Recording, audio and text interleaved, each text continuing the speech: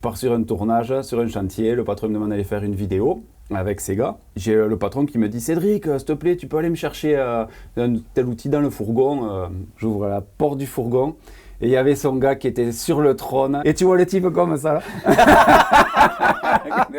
J'ai pas pris la visseuse. Bonjour à tous et bienvenue sur ce nouvel épisode de Dirt Life. Aujourd'hui, on accueille un nouvel invité. Il s'appelle Cédric Pratt et vous le connaissez peut-être sous le nom du 7e artisan. Cédric est venu sur ce plateau aujourd'hui pour nous raconter son parcours un petit peu atypique. Aujourd'hui, il est vidéaste et il dédie son activité exclusivement au BTP. Et il va venir nous raconter tout ça. Et d'ailleurs, si vous aussi, vous avez des jobs un peu particuliers, des anecdotes à venir raconter, vous pouvez tout à fait nous contacter dans le lien qui sera en description et on se fera un plaisir de vous rappeler pour pouvoir vous inviter sur ce plateau. N'hésitez pas à liker cette vidéo, à commenter, à la partager, à activer la cloche aussi. On sort une vidéo tous les 10 jours, ça vous permettra d'être alerté à chaque fois qu'il y a un nouvel épisode qui sort. Et on voulait vous remercier infiniment pour tous vos retours. On a énormément de bienveillance, de commentaires fort sympathiques. L'émission est véritablement accueillie de manière très positive. Ça nous fait énormément plaisir et on se retrouve tout de suite pour ce nouvel épisode avec Cédric Pratt, alias le 7e artisan sur Dirt Life.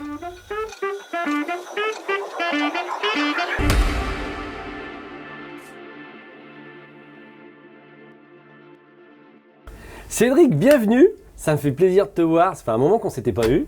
C'est vrai, merci de m'accueillir. Ouais, je t'en prie. Tu as fait un peu de voyage parce que tu viens de Toulouse. Ouais.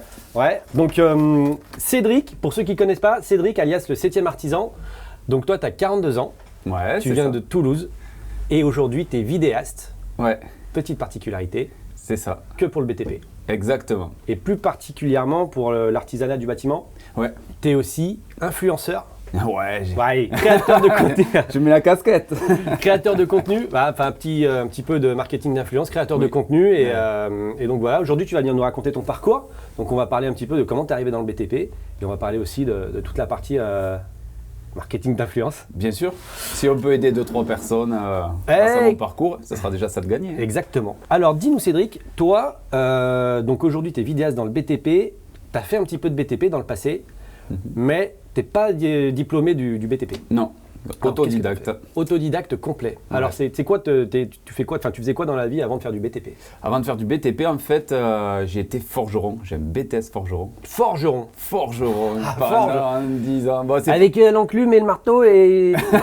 C'est ça. Non, mais c'était forgeron dans l'industrie aéronautique. Donc, en fait, c'est le même principe, mais au lieu que ce soit l'enclume et le marteau, c'est des grosses presses dans l'aéronautique. Des machines outils, quoi. Ouais. Et ça, c'est pour forger des pièces moteurs d'avion, des trains d'atterrissage, tout ce qui sert après à Airbus et Boeing. Et j'ai fait ça pendant 10 ans. Donc du coup, tu as un côté manuel déjà. Oui. Naturellement. Ouais. Ben, métier très difficile. 3-8, tu avais des pièces qui étaient à 400 degrés. Quand tu sais que le four à la maison, toi tu chauffes à 200 degrés, ben, nous, ça allait jusqu'à 1200 degrés, tu vois. On chauffait les pièces. Donc, quand tu ouvres le four, il fait chaud, quoi. Ouais, même quand tu sors dans l'atelier, il te fait une chaleur incroyable. Ah ouais. Donc, donc tu es déjà habitué aux conditions pas vraiment faciles. Ouais. Donc quand tu vas arriver dans le BTP, ça va pas te choquer. Non, c'est ça. Ben, en plus, à la base, donc, je faisais ça, j'étais forgeron en 3-8, donc les équipes. Et je me suis dit, le temps libre que j'ai, je vais pouvoir m'en servir pour pouvoir faire des maisons. Et j'ai commencé par rénover une première maison. Ouais. Chez mon beau-père, en fait, qui est un ancien maçon, qui est à la retraite. Ouais. Donc il m'a aidé. J'ai des potes artisans qui sont venus me conseiller. Donc ça a pris 2 ans, j'ai retapé une première maison de A à Z. Et c'est comme ça que tu arrives dans le BTP. Exactement, ouais. Donc j'ai fait ça et après j'ai fait ma première rénovation, maison de village. J'ai dit ça me plaît bien, je vais en faire une seconde. Donc là j'ai acheté un terrain, je suis parti de zéro, terrain nu, j'ai tout fait, de la maçonnerie jusqu'aux finitions. Oh, terrassement, tout, plan. Ouais, c'est ça, implantation, charpente, toiture. Et là tu connais rien? Non, à peine. Et après, j'ai des potes qui viennent de temps en temps, artisans, quand je suis en galère. Par exemple, le placo pour faire les plafonds. Tu vois, au départ, je ne savais pas comment faire mon implantation pour les plafonds. J'ai un pote plaquiste qui est venu, il m'a dit là, tu fais ça, tu pars de là, tu vois. Et après, tu déroules. Il te file un coup de main ou pas? Non, après. Ah non, tu te débrouilles tout seul, tout seul. Si, après, pour faire les chapes, les dalles et tout, j'ai tous les potes qui sont venus sur les grosses phases. Mais après, non. Tout ça, tout seul. T'as juste eu les conseils des copains, quoi. Ouais, c'est ça. Ok, et donc c'est comme ça que tu arrives dans le BTP finalement. Et donc à partir de là, donc, je fais ces 2 baraques et j'ai des potes artisans qui venaient me conseiller, qui me disaient non mais Cédric, monte-toi en auto-entrepreneur, multiservice et viens bosser avec nous.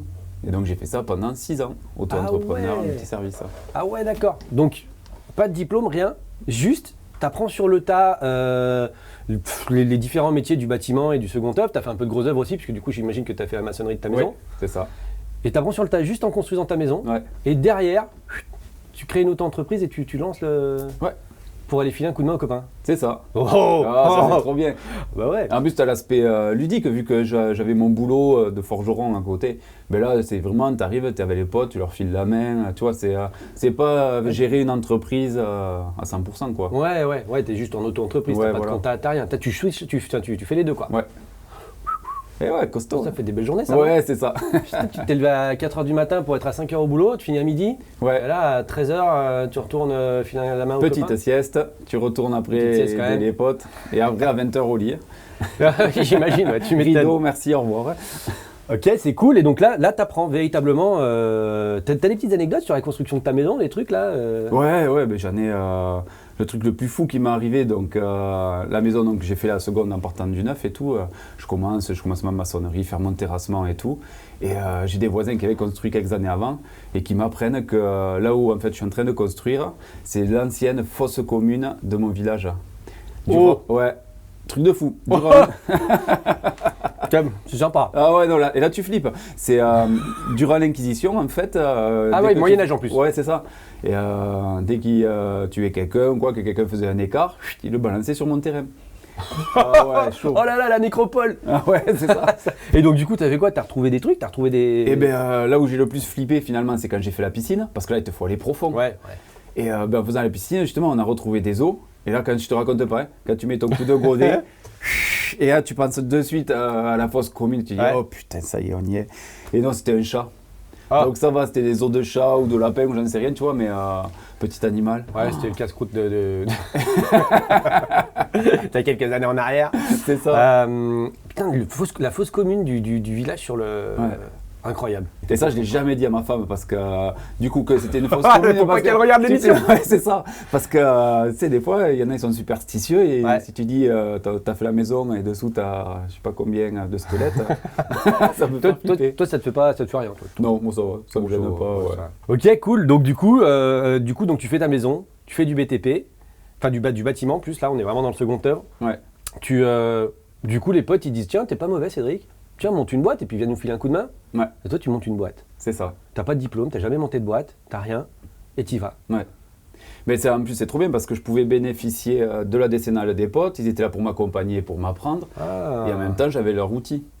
Oui. Parce que j'étais pas forcément équipé. Ouais, t'étais pas outillé, ouais. Et moi, comme j'adore toucher à tout, et ben, c'était trop bien aussi parce que je me cantonnais pas à faire un seul job. Ah, c'est ouf ça. Ouais. Et ça t'a plu? Ah, j'ai adoré. Ah, ça c'est intéressant ça. Toi, tu étais forgeron et puis finalement, tu rentres dans le BTP, tu adores ce que tu fais. Ouais. Incroyable. Ouais, trop cool. Ouais. Et bien en plus, parce que moi, si tu veux, forgeron, c'est le métier, c'est travailler à la chaîne quand tu es dans l'industrie. Ouais. Et donc, il y a un côté où tu deviens fou parce que tu fais tous les jours, tes mêmes 8 heures, les mêmes pièces, tu vois, tu es dans ta routine. Et quelque chose qui a moins sur les chantiers dans le BTP. Tout le monde le dit, hein, à chaque fois qu'on est là, tu vois, on en a fait quelques-unes d'interviews déjà. Et c'est toujours, il y a toujours cet élément qui ressort. Alors, il n'y a pas de routine. On fait toujours de la maçonnerie, mais on ne fait jamais la même config. On fait toujours du placo, mais ce n'est pas la même pièce. Enfin, il y a toujours des différences. Et ouais, c'est cool ça. Et du coup, comment tu en viens à un moment donné à devenir vidéaste? Je faisais de la vidéo, moi, à côté, parce que je fais de la musique. Okay. Depuis l'adolescence, l'époque du rock et tout. Tu fais quoi? Tu joues un instrument? De la basse. De la basse? Ouais. Et donc du coup, je fais toujours de la musique. Et quand tu as un petit groupe, du coup, tu te mets à la vidéo pour essayer de faire des clips et tout. Et donc je me suis mis à la vidéo dans l'univers musical. Ok. Et ça, il y a très longtemps. Pareil en autodidacte? Ouais, complet, ouais. Et un jour sur chantier, je me suis dit, il y a peut-être un truc à faire avec les copains, on s'éclatait bien, tu vois, un beau moment comme on passe ici, mais sur chantier. Okay. Et je dis, il y a peut-être un truc à faire, mettre en avant le chantier, les potes et tout. Et c'est arrivé comme ça, la partie vidéo et BTP. Et du coup, tu commences à faire une vidéo du chantier. Alors, ta première vidéo, c'est quoi? Tu filmes le chantier, tu filmes juste les copains, tu filmes un pote électricien.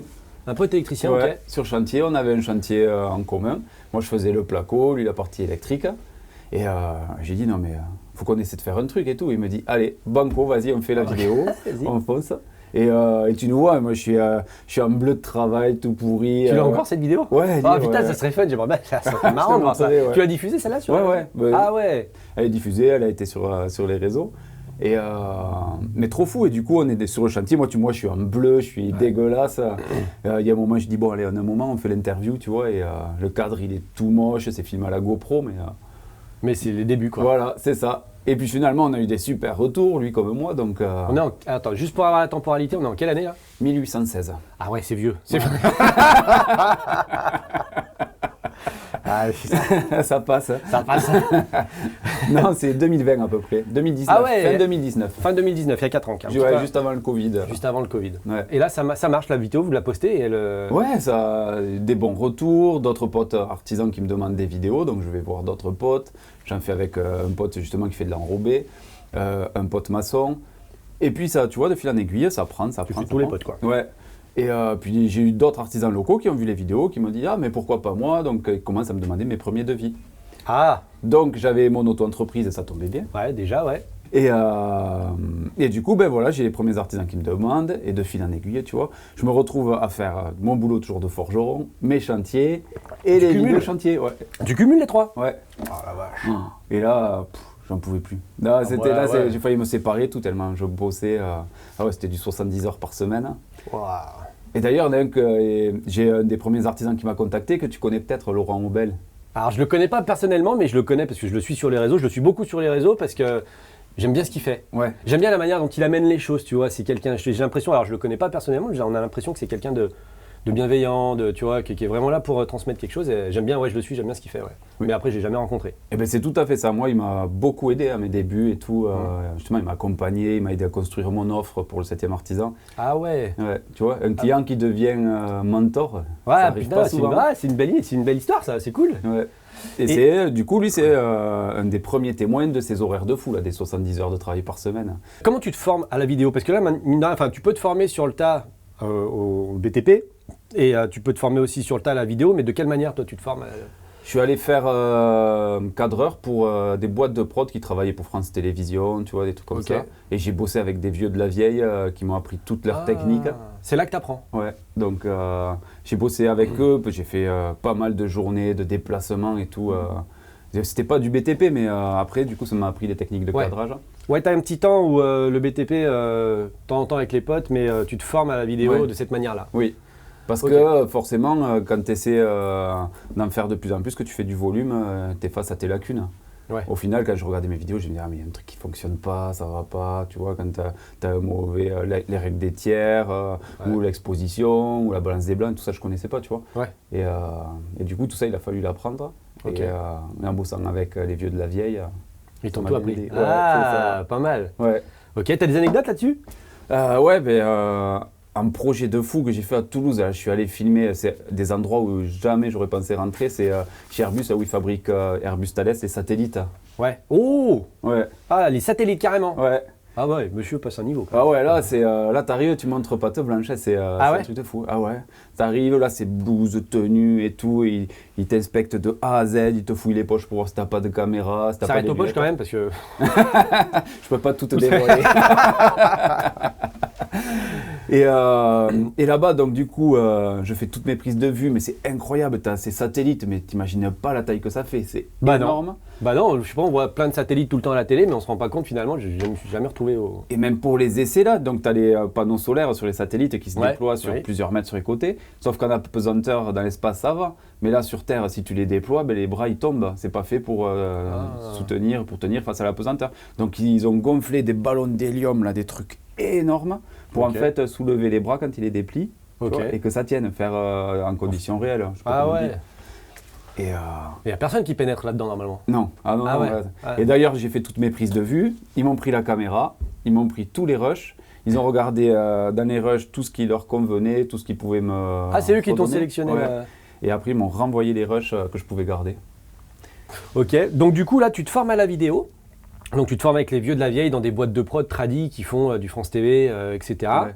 Au passage, 2-3 petites anecdotes sympas. Et qu'est-ce qui, à un moment donné, t'amène à te dire, du coup là, t'élargis ton champ de possibilités. Qu'est-ce qui fait que tu te dis, bah non, en fait, je vais rester niché dans le BTP et plus précisément encore dans le BTP, dans l'artisanat au bâtiment? Parce que moi, c'est ce qui me passionnait. J'adore cet univers-là.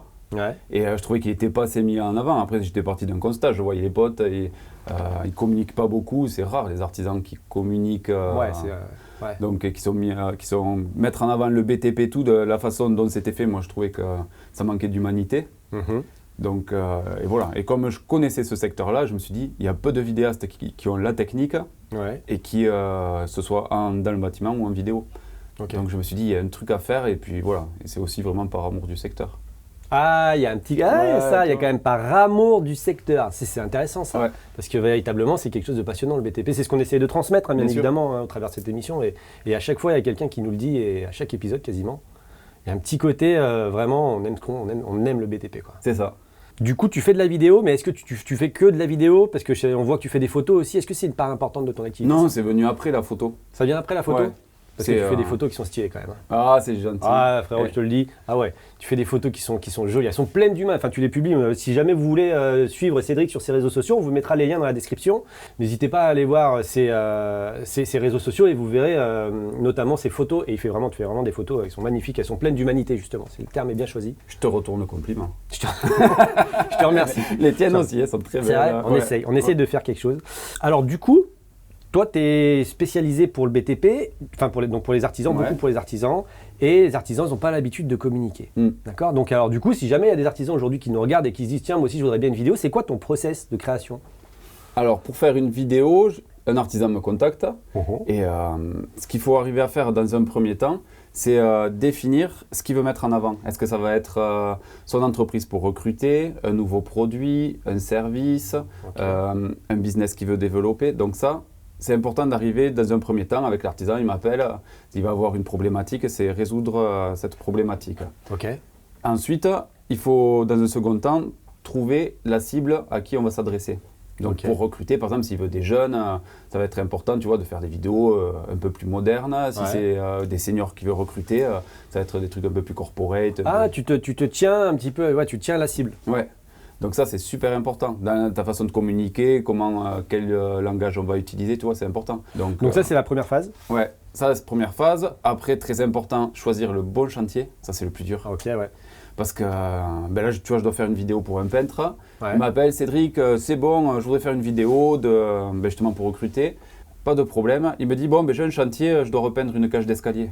Oh, Ouais, je dis, on peut pas faire une vidéo sur la peinture dans une cage d'escalier, ça va être nul. ouais, oui, t'as plus trois. Et ouais, j'arrive, t'en as pour, on va avoir une demi-journée de Champ taf, mais- contre champ, plongée contre plongée. C'est ça, merci, au revoir. Et j'ai dit non, il te faut un truc qui pète à la gueule, il te faut vraiment, je sais pas, une pièce de vie, une demeure complète, que tu, je sais pas, que tu me fasses un peu de tapisserie, j'en sais rien, tu vois, c'est Ouais. un truc un peu moderne. Et donc là, tu vois, ben, on attend, il m'a signé en décembre. Ouais. Et, Et t'attend d'avoir un. on attend d'avoir vraiment le chantier où on se dise, bon, ben celui-là, ouais, c'est un chantier de dingue, Ok. on va faire ça. Donc ça, c'est super important. Ouais. Et après, ben, moi, une fois qu'on a fait la vidéo, les photos, je communique sur mes réseaux, je partage sur YouTube, je lui envoie les fichiers vidéo, le lien YouTube. Et parce qu'il faut savoir que les artisans, des fois, ils n'ont pas tous les comptes, ils ont la flemme, ils ne savent pas comment communiquer. Ouais, ils connaissent pas les réseaux sociaux. Ouais. Donc toi, tu les aides et tu les accompagnes à travers de la diffusion de tes réseaux à toi. C'est ça, Donc toi, tu cumules combien d'abonnés aujourd'hui sur tes réseaux 40 000. Environ 40 000 abonnés. Ok.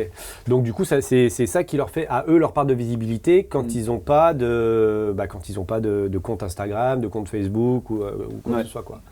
Bon bah ça va, c'est cool. Ouais, c'est cool, mais même, tu vois, je les accompagne, tu vas prendre par exemple Facebook, on va faire une vidéo, et je vais leur dire, bon, ben là, on publie la vidéo, et il faut que tu la partages dans tous les villages qui sont autour de chez toi. D'accord. Et tu as des groupes comme ça sur Facebook où tu vas avoir 30 000, 50 000 abonnés. Mhm. Et toi, quand tu vas partager ces groupes, même si tu as une petite communauté, eh ben, les vidéos vont être visibles auprès de ces groupes. Et ça, des fois, ça peut t'attirer des clients. C'est ce qui est arrivé. Moi, j'ai un autre peintre. Quand j'ai commencé, on a fait ça. Et il a signé la rénovation d'un château. Oh. Ouais. Ah ouais, c'est Tu beau. vois. Et Ah ouais. parce que, justement, on l'a partagé sur un groupe local. Et le gars, il cherchait des artisans. Il a vu passer la vidéo. Il a dit, il faut que je l'appelle, tu vois. Comme quoi aujourd'hui, les artisans, hein, on le dit parce que mine de rien, les gens ne sont pas vraiment au courant de l'intérêt que peut avoir la publication sur les réseaux sociaux, la vidéo, la photo, etc. Mais il y a un vrai intérêt au final aujourd'hui, en termes de communication, pour se faire connaître, etc. Tu as un peu d'éducation à faire sur les artisans qui des fois comprennent pas l'intérêt ou quoi? Tu as déjà... Ouais. Oui. Ben surtout, voilà, moi je leur dis, la communication sur les réseaux sociaux, c'est comme si vous aviez un post-it collé chez chaque client avec votre nom, votre numéro de l'image est téléphone. chouette. Ah, c'est une belle image. Sur le frigo, tu vois, tu as le post-it et le jour où ils ont besoin du gars, et ben toi de communiquer souvent, ils penseront de suite à toi, la première personne qu'ils contacteront, ce sera toi. Ok. D'où la nécessité. Si on en a la trésor, bien évidemment, parce que ça coûte toujours un petit peu cher Bien de sûr. faire de la vidéo, de la photo, de la communication, c'est inévitable. Ouais. C'est un billet des fois et on n'a pas toujours la trésor, mais si on l'a, c'est vrai qu'il ne faut pas le voir finalement comme une dépense, mais comme un investissement. C'est ça. Du coup, on est dans une stratégie d'acquisition de leads. Mm. C'est ça, le but, c'est vraiment d'aller chercher du client au travers de la création de contenu. C'est ça. Et là où il faut, pour un artisan, calculer, ça peut être intéressant pour ceux qui regardent. Un artisan qui va vouloir investir une somme, Ouais. il faut qu'il regarde en fait la rentabilité de cet investissement. Donc moi, ce que je fais avec mes clients, c'est qu'on regarde par exemple la marge brute sur un chantier. J'ai Ouais. un poseur de panneaux photovoltaïques Ouais. qui m'a dit, moi, je fais 30% de marge brute. Ok. Donc on regarde sur un chantier à 10 000 euros, ça fait qu'il va faire 3 000 euros de marge brute. Une vidéo, je vais lui facturer 3 000 euros. Ouais. Ça fait que derrière, eh ben, s'il fait un chantier, la vidéo est amortie. S'il Ouais. en fait plus, tout ce qu'il fait en plus, eh ben, c'est gagné, c'est du bénéfice. D'accord, ouais. Et en fait, c'est ça qu'il faut regarder quand on est artisan. Ouais. Par rapport C'est ce à que la vidéo te l'investissement. rapporte. Les gens, ils te le disent parce qu'il faut le savoir que les gens, ils viennent parce qu'ils ont vu ta vidéo. Comment tu peux le dimensionner, ça? Eh ben, ça, souvent, eux, ils demandent comment vous m'avez connu. Les Ah oui. artisans, ils arrivent à le quantifier comme ça. D'accord, Après, ok. moi, j'ai pas forcément les retours. Je l'avais quand je travaillais beaucoup en local. Maintenant, je travaille au national, c'est plus compliqué. Mais quand je travaillais en local, j'avais les retours des artisans parce qu'après, on sympathise, on devient potes, on va manger ensemble. Ok. Et comme on se voit là, tu vois, tu dis alors, ça marche la vidéo, tu as eu des retours et puis tu Ouais, racontes puis ça. tu dis, ah bah ouais, j'ai eu 2 clients, 3 clients. Ouais, c'est ça. Ah, c'est cool ça. Ouais. Ça marche bien. Ça t'est déjà arrivé d'avoir des patrons qui ont des employés et où le patron il dit Cédric, on va faire une super vidéo, ça va être sympa. Et puis tu arrives sur le chantier et le mec il dit non mais moi tu me filmes pas moi. Je sais pas, c'est obligé, ça t'est arrivé, c'était déjà moi ça m'est déjà arrivé en photo, tu vois. Ouais. Ah, ça m'est arrivé un paquet de fois. Ouais. Et ben, d'ailleurs, ça m'est arrivé, je devais aller tourner vers 7. Ouais. Et je me tape 4 heures de route, j'arrive, le patron il me dit ouais, viens sur le chantier, viens filmer un couvreur. Un couvreur, ok, sur le toit. Ouais. Et il me dit viens, tu vas voir, j'ai un super chantier, viens filmer. Donc je débarque et tout content. J'arrive sur le chantier et là je tombe avec un vieux de la vieille là, un barbu en plus trop stylé, petit béret, la barbe tu sais de motard là. Ouais, le mec a une gueule quoi, une Ouais. belle gueule. Enfin, tu vois, Les bras tatoués, je me dis, ah, lui, je vais faire des prises de vue de fou. Et j'arrive, il me dit, ah non, moi, tu me files pas. bah ouais, t'es obligé. Bon, allez, ça commence. Allez, tu peux non, pas me mais faire tu ça. peux repartir avec tes jouets là. Nous, on est là pour bosser. Tu vois. Ouais, Ah, c'est un peu comme ça qu'ils le prennent. hein, ouais, c'est ça. Et donc du coup, vas-y, tu prends les caméras. dans la- Ouais, les caméras, tu les laisses dans la bagnole. Ouais. Et là, ben, du coup, tu te dis, bon, comment on va faire? Et tu essaies de parler technique avec lui, de t'intéresser à la personne. Donc, tu montes, tu vas le voir au gars, tu lui dis, bon, qu'est-ce que tu fais? Mais moi, de m'y connaître dans le BTP, tu vois, un gars comme Ah ça, un oui, couvreur. t'as construit ta maison. Eh oui. T'as fait la toiture. Oui, c'est ça. Donc, je vais lui dire, ah, elles sont bien ces tuiles et tout. Tu vas lui parler du pureau, de l'ourne. C'est l'écart que tu mets entre les tuiles Ok. pour faire ton agencement. Ouais. Et ça, et tu vois, quand tu commences à utiliser des termes techniques, Le mec qui te regarde, dit quoi? ouais, il s'y connaît un peu connais finalement. Ouais, c'est ça. Ah, il n'est pas que vidéaste. Ouais. Et du coup, ça fait qu'avec des gars comme ça, tu arrives à briser la glace. Et après, tu vois, le gars là, typiquement, il m'a dit, bon, allez, c'est bon, tu peux sortir la caméra.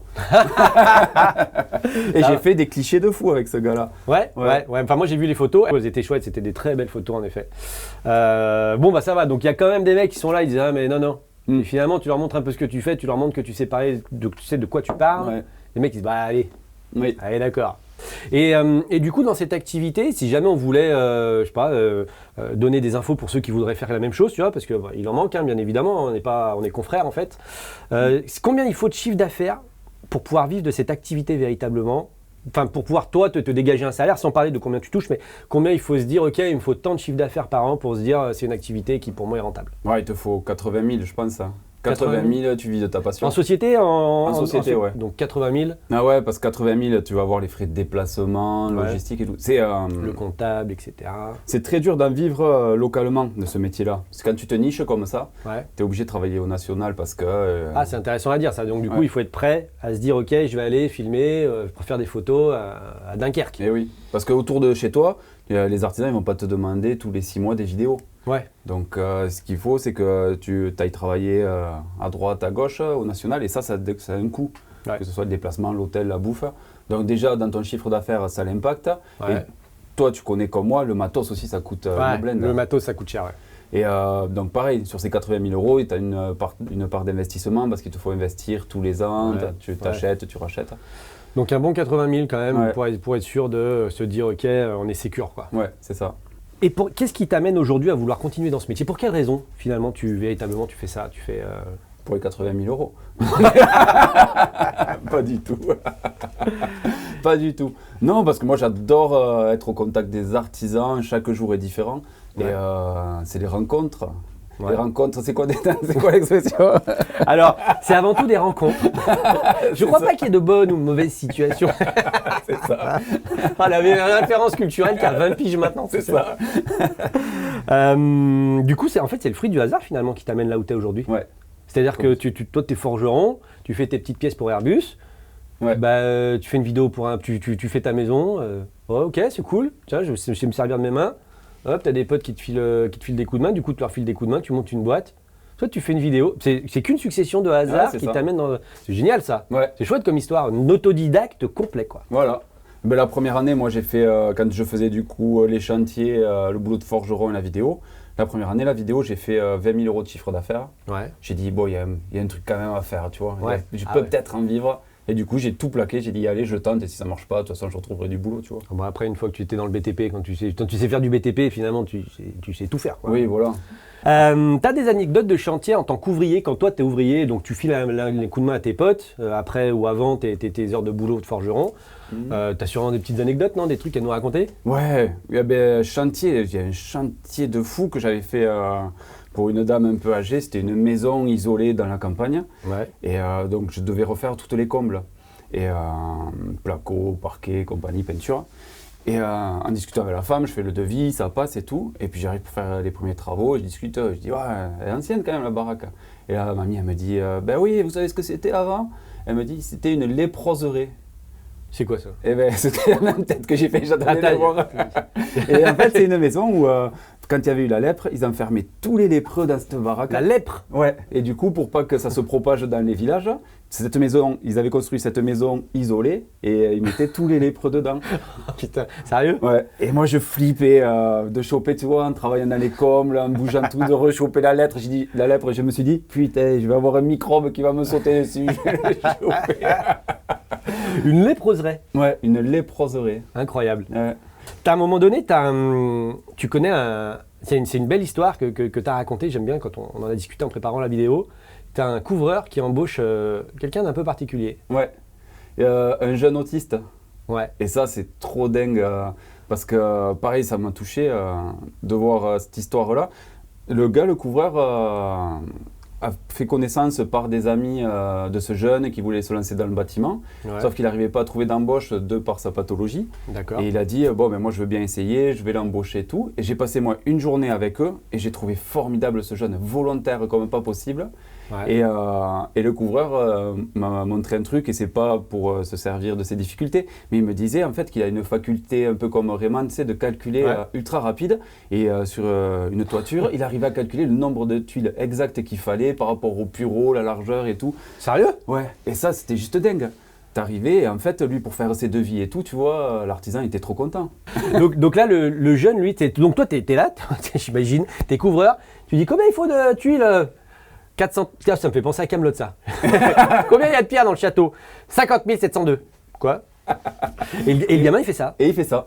Trop dingue. Et son autisme, il est marqué quand même Non. Non, tu le ressens finalement même pas trop? Non, non, des fois il est un peu dans sa bulle, tu vois. Ouais. Mais après, non, super volontaire. Donc ça c'est cool. Des fois tu fais des blagues et il percute pas, tu vois. Enfin, Ouais. il a pas, des fois c'est avec le second degré, c'était un peu compliqué. Mais je trouvais C'est- ça formidable, tu vois, de se dire que il y a des secteurs où avec des pathologies, tu te dis on ne trouvera jamais personne. Et finalement, si. Et finalement, si. Ouais. C'est beau, c'est une belle histoire, ça, Ouais. c'est chouette. T'as d'autres exemples comme ça, à part 16? Donc là, on a une belle histoire, là, t'as d'autres exemples de trucs que t'as un petit peu hors du commun? Ouais, croustillant, hors du commun, quoi, tu vois. Ah ouais, j'en ai quelques-unes. Déjà, le premier truc qui m'est arrivé, en plus je commençais à filmer à droite à gauche, tu vois, j'avais tout plaqué, je commençais à être Vidéaste bien officiellement. installé, voilà. Et je pars sur un tournage, sur un chantier, le patron me demande d'aller faire une vidéo avec ses gars. Ouais. Je pars sur chantier, c'était des plaquistes.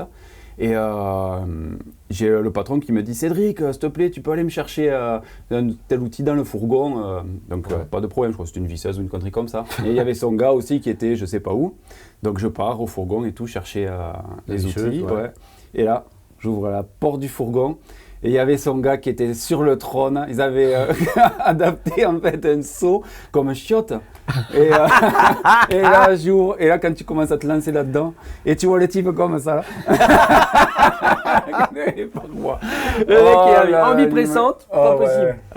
Et toi, tu rentres. Ouais. Bonjour monsieur. Oups, désolé. Je te laisse finir.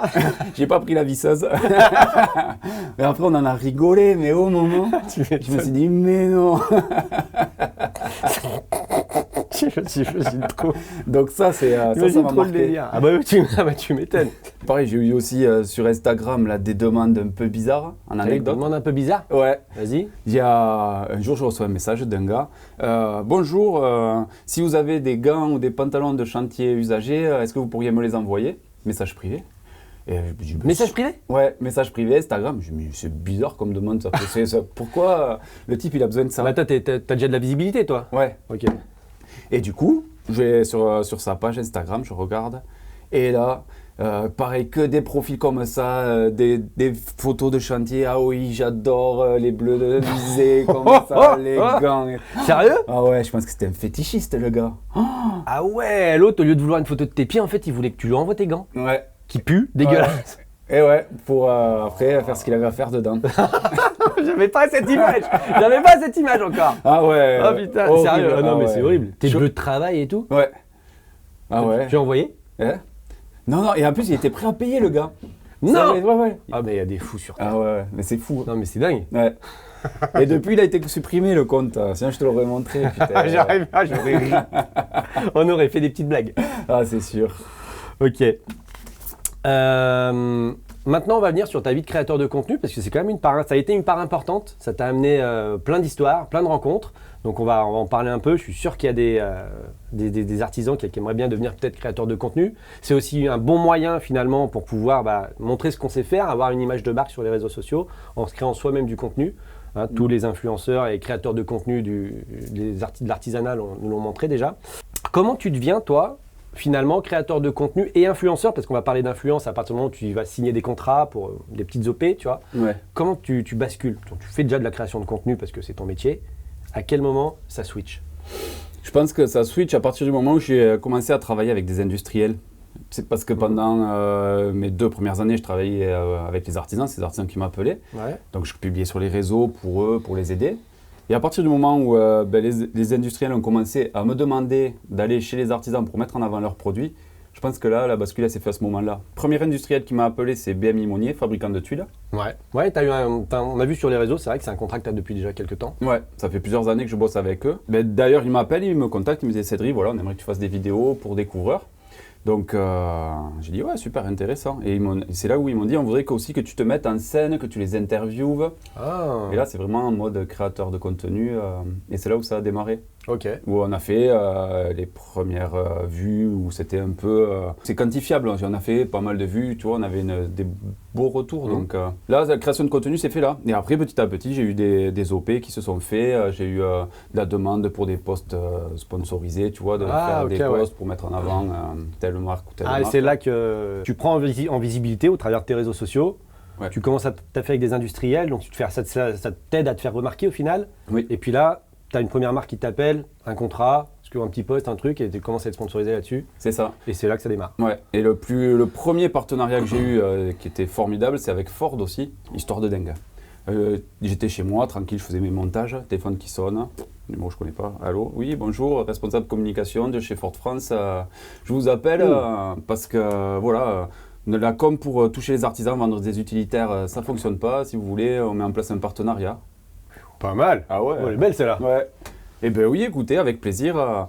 Donc je vais les voir, on se rencontre. Ouais. Et derrière, en fait, ils me proposent de me donner un fourgon en leasing à 0 € pendant 2 ans. Cool. Donc pendant 2 ans, j'ai eu un fourgon, je sillonnais la France et je mettais en avant le fourgon dans mes vidéos. Ouais. Et j'allais voir les artisans et en même temps, je faisais la promo de chez Ford. Et ce qui était trop bien, en fait, c'est que je les mettais en contact avec un commercial dédié de chez Ford. Donc, les artisans avaient déjà des avantages. Ouais. Moi, j'avais un fourgon et Ford était content parce qu'ils vendaient des véhicules. Donc, tout le monde était gagnant. Et ça a bien marché. Ça a bien marché. Ah, cool. Donc, on a fait ça pendant 2 ans et c'était vraiment, tu vois, un beau partenariat. Ouais, un beau partenariat. Ouais. Et Merci. ça, ben, tu vois, c'est créateur de contenu, influence, on est en plein dedans. À quel moment tu vas commencer à rencontrer les autres influenceurs et tout ça? Généralement, on se rencontre sur des événements, c'est souvent les événements qui mettent les gens en relation. Comment ça commence pour toi, cette aventure-là, où tu vas commencer à rencontrer du monde et tout? Parce qu'après, on va partir un peu là-dessus. Tu as rencontré des gens qui sont formidables. Premier événement, ouais, c'est ça, ben, tu as raison, en plus, ça, c'est totalement ça. Premier événement où j'ai rencontré les premiers influenceurs, c'était à Bâti Radio. Donc, j'ai été invité par Jean-Bernard Mellet d'Eldo, l'animateur de Bâti Radio, à justement expliquer mon métier, comment les artisans pouvaient créer du contenu. Donc, on donnait des conseils.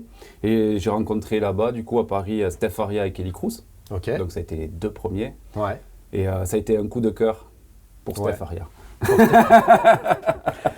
Non, super gars et tout. Kelly, il est super sympa. Hein. Ouais. Donc, mais Steph, ça a été un coup de cœur, ouais. Ouais, Steph Faria, vraiment, qu'on salue gentil. si jamais il regarde cette vidéo. Ouais. Donc tu le rencontres. Voilà, on sympathise à Paris, on accroche, vraiment super sympa, on s'est au téléphone plusieurs fois. Et quelques mois après, j'ai Max Outil, je ne sais pas si tu connais. Si, Max Outil, ouais, bien sûr. Ouais, plateforme en ligne d'outillage. Ouais. Et donc eux qui organisent un événement, le Max Event, c'était il y a 3 ans. Un truc comme ça. Ouais. Ça a fait du bruit. Ça a super bien marché. Ouais. Et qui me demande du coup de faire la vidéo d'événement. Ouais. Et c'est là où j'ai rencontré en fait tous les autres influenceurs parce qu'ils avaient invité, je sais pas, 50 influenceurs, tu vois. Ok, ouais. Et donc du coup, j'ai rencontré tous les autres là-bas et en plus c'était vraiment festif. Donc c'est pas comme si tu étais dans un salon prout-prout un peu guindé là, c'est vraiment t'es en mode chantier quoi. Voilà, tranquille, c'est ça, à discuter, être soi-même, prendre le temps. Et c'est là où en fait on a sympathisé avec bon nombre d'entre eux, ouais. Ouais, ok. T'as rencontré qui encore de gens qui te... Matt, c'est mon chouchou, Matt. Matt Matt, tu rencontres Matt équipe. Ouais. Qui va passer aussi parmi nous, là, qui va venir raconter son histoire. Donc tu rencontres Matt et tu as des anecdotes sur des events comme ça avec des influenceurs. Qu'est-ce que tu peux nous raconter On a le droit de tout dire. On a le droit de... Attention. Et il y en a un justement avec Matt là où c'était quand c'était pour Batimat. Punaise, pour Batimat où j'ai Steph qui m'appelle et me dit punaise Matt, on a une galère par rapport à l'hôtel et tout. Est-ce que ça te gêne pas si Matt il vient dormir avec toi dans la chambre pour qu'on se retrouve tous ensemble dans le même hôtel? Oh, c'est mignon. Ouais, t'as vu ça? Oh, c'est mignon. On a couché ensemble. Non. Pas d'idée. C'est vrai. Et du coup, donc il vient, il dit pas de problème et tout, vient dans la piole. Et un soir, il dormait et moi je l'ai filmé pendant qu'il dormait. Et tu vois, il était comme ça. Et du coup, quand on a diffusé la vidéo, je sais plus si c'était au pote ou si je l'avais diffusé, je crois, et qu'il y en a qui ont cru qu'il était mort. Tu vois. Ouais, c'est des bons moments quoi. Finalement, tu te retrouves à faire des événements, tu vois des copains et tout ça, c'est toujours des bons moments. Bonjour monsieur. Bonjour. Ça va, mon petit bouchon? Eh oui, et toi? Attention à ce que tu vas dire. C'est ce qui est là. C'est vrai que j'avais l'impression d'être mort. Ouais, comme ça. Je me suis faxé dans le lit tellement qu'on avait discuté toute la nuit et je me suis endormi puis je devais ronfler comme un sale et je me souviens de cette photo mais on aurait dit que j'étais... C'est ça. Oui, et toi? Terrible. Il y a un événement à un moment donné que tu fais un peu particulier, c'est Batimat, où là tu as un gros truc que tu fais avec Batimat. Ouais. C'est ça, avec le directeur du salon? C'est ça, Guillaume Loiseau. C'était il y a 3 ans, Batimat, ouais, Guillaume Loiseau qui m'appelle et moi j'étais encore un tout petit. Ouais. Et un été, il m'appelle, il me dit bon, en octobre on a Batimat, Cédric, j'aimerais faire le Vie ma vie de directeur de salon. Et je dis c'est quoi ça? Il me dit je veux que pendant les 4 jours tu me suives et qu'on présente le quotidien du directeur de salon. Putain, c'est terrible ça. Ah ouais, mais la pression quand tu vois la taille du salon, la personne que c'est. Et je me dis de me faire confiance à moi pour ça. Et quand on est bon, on est bon. Hein. Ouais, c'est ça, c'est ce qu'il faut se dire. Je te dis, on va pas s'excuser des fois. Et quand on est con, on est con. Et du coup, non, ouais, ça se passe super bien. Et un jour, là, le 2e jour, il me dit, bon, on se rejoint le matin. Il me dit, là, aujourd'hui, tu vas interviewer François Hollande. Oh, ah ouais. C'est ça la photo qu'on voit sur tes réseaux là? Ouais, c'est ça. Et là, je te raconte pas la pression qui monte et tout. Déjà que je l'avais. Et donc j'arrive le matin, là, François Hollande qui arrive, on l'accueille et tout. Et impossible de l'approcher parce qu'il y a service de sécurité et tout. Je demande au service de sécurité, est-ce que je peux aller interviewer, on va voir et tout, planning chargé. Je force un peu, ils me disent, bon, allez, d'accord. J'arrive devant François Hollande, bonjour, monsieur Hollande. Déjà, je me plante, il faut dire monsieur le président. Ouais, en théorie, ouais. Enfin, moi, je suis pas trop, j'aime pas trop ce genre de code, ça m'énerve. Ouais, mais moi, tu vois, après, si c'est des protocoles, s'il faut le dire, tu le dis. Mais, Donc, ils t'ont repris pour que tu redises. Non, même pas. Ah. Mais il arrive, il me dit, vous êtes qui, vous? Et je dis, je fais une vidéo pour le salon, mais c'est officiel? Oui, oui. Non, mais vous avez un document? Et là, je commence à essayer à me dire, oh putain, dans quoi tu t'embarques? Et là, justement, j'avais Guillaume Loiseau qui était un peu plus loin, qui arrive et il dit, non, non, mais c'est pour le salon, c'est bon et tout. Et là, de suite, tu vois, il a changé de visage. Il était fermé? Ouais, ouais. Et il s'est ouvert. Ouais. Et là, de suite, il a dit, bon, ben allez-y. Et là, tu connais les politiques, hein, tu entends le micro, ils te disent la messe. Donc, Ah oui, bah oui, bien sûr. donc après, ouais, ça, c'était C'est marrant, ça. belle expérience. Belle expérience. Et après, non, voilà, il y a eu, il y a quelques mois, il y a une autre édition de Le Batimat. Batimat, ouais. Donc là, celle-ci, c'est celle de cette année, fin de 2024. Ouais. Où Où il y a Steph. eu, il a fait un projet de fou, là, le Fou, ouais. stand des bâtards. Ouais. Moi, quand il m'a parlé de son projet, en août, il m'appelle, il me dit Cédric, j'ai un projet de dingue, je vais faire un stand à Batimat. Ouais. En août pour octobre. Alors, on recontextualise pour ceux qui ne connaissent pas ce collectif. Le collectif Bâtard, c'est Steph Aria qui réunit, vous étiez combien? 60, je crois. 60 influenceurs dans un seul stand, d'accord, pour pouvoir donner accès aux gens et pour pouvoir donner accès aux méthodes, aux techniques, que les gens puissent tester et essayer sur place. Ce que lui reprochait un petit peu, il le dit dans ses vidéos, Ouais. hein, il reproche aux exposants de eux-mêmes tester le matos sans que toi tu puisses le faire. Lui, il voulait donner ça au public. Et Ouais. là, gros collectif de 60 personnes, Ouais. et toi, tu es dedans. Et moi, il me demande de faire la vidéo, ouais. De faire la partie vidéo. Et donc, c'est ce que j'ai fait. Et pareil, c'était une belle expérience. Et toujours content de retrouver les potes. Ça, c'est Ah ces bah ouais, tu événements comme m'étonnes. ça. Ouais. C'est cool, ça s'est bien passé. Ouais, génial. Ouais, il a été balèze sur ce coup-là, hein. Putain, en si peu de temps en plus. Moi, je l'aurais pas tenté, tu vois. J'aurais Ouais. eu trop peur. Et il s'est pas planté. Il a réussi vraiment un sacré tour de main. Belle prouesse. Ah, bravo, Steph Aria. Mhm. Du coup, tu as un petit peu de visibilité. Est-ce que tu as des moments où dans la rue on te reconnaît ou je sais pas C'est vrai qu'une fois, je bouffais avec des potes artisans dans un resto. Et au moment de partir, je vois dans le resto des gens que je connaissais, dont un comptable, Ouais. et avec qui j'ai été au lycée. Et je vais le voir et je dis bonjour. Il était avec un gars, je dis bonjour. Et il y a un gars qui était avec lui qui me dit je voudrais vous remercier. Et j'ai dit ah bon, pourquoi? Parce que je suis vos vidéos et j'avais fait une web série sur le quotidien de plombier, Ouais, de oui. 3 plombiers. Ouais. Et il me dit j'ai vu la web série, j'hésitais à me lancer et en voyant la web série, j'ai passé le pas et c'est pour ça que je suis avec le comptable aujourd'hui parce que C'est beau ça a ça. fini de me convaincre. C'est beau ça. Incroyable, ouais. Tu fais des vidéos, putain, c'est génial de se dire que ton métier, ton travail a une résonance Ouais. chez les gens. Où bah, finalement ça a permis à quelqu'un qui hésitait de se lancer. C'est chouette. C'est dingue ça. Et donc ouais. là, il s'est lancé, là, il est plombier. le mec. Ouais, ça y est. Il a vu le comptable, il a déposé les statuts. Ouais. Et ça, tu vois, c'est incroyable. Quand tu te dis que ta vidéo a aidé une personne, Ouais, c'est toujours ouais, touchant. c'est une belle consécration. Ouais. T'as déjà envisagé de faire autre chose? Si demain, je sais pas, moins de commandes, moins de chiffre d'affaires et tout ça, il faut se reconvertir, t'as déjà envisagé de... Non, j'y pense pas.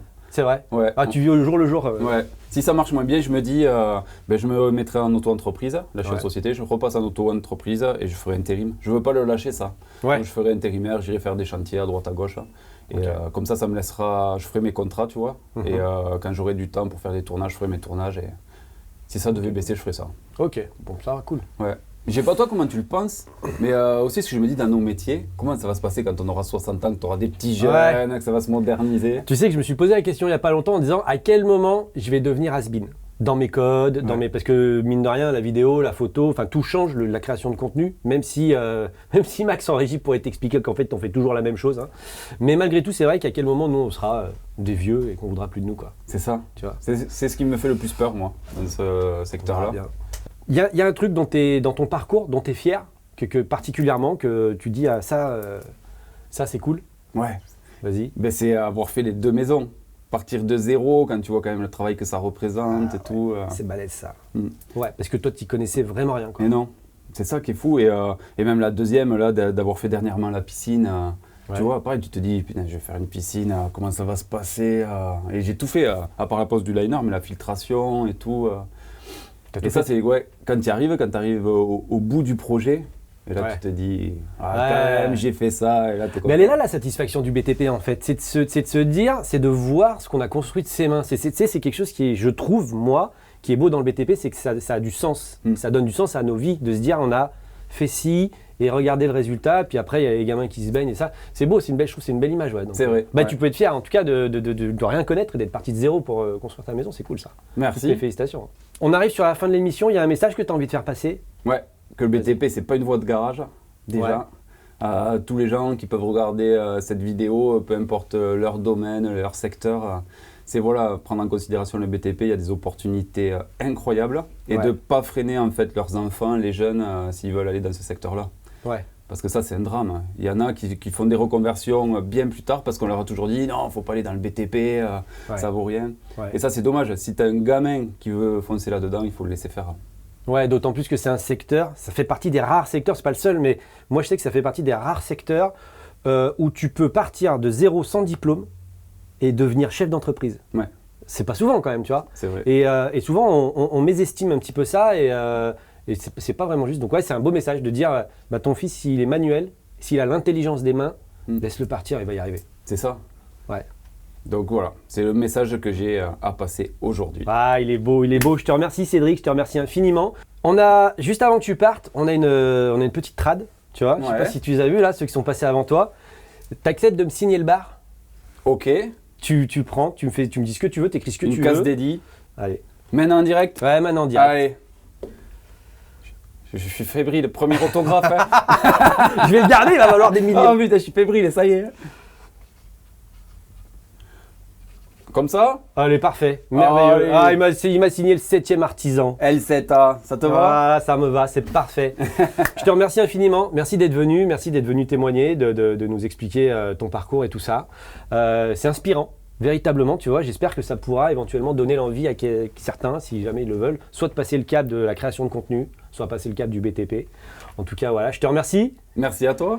Si vous avez apprécié la vidéo, surtout n'hésitez pas à liker, à partager, à commenter sur les réseaux sociaux. N'hésitez pas non plus à activer la cloche pour être au courant à chaque fois qu'une nouvelle vidéo sort. Il en sort une tous les 10 jours à peu près. On vous remercie infiniment d'avoir suivi cette vidéo. On espère que ça vous a plu. Cédric, je te dis à bientôt. À bientôt tout le monde pour une prochaine vidéo. Bye.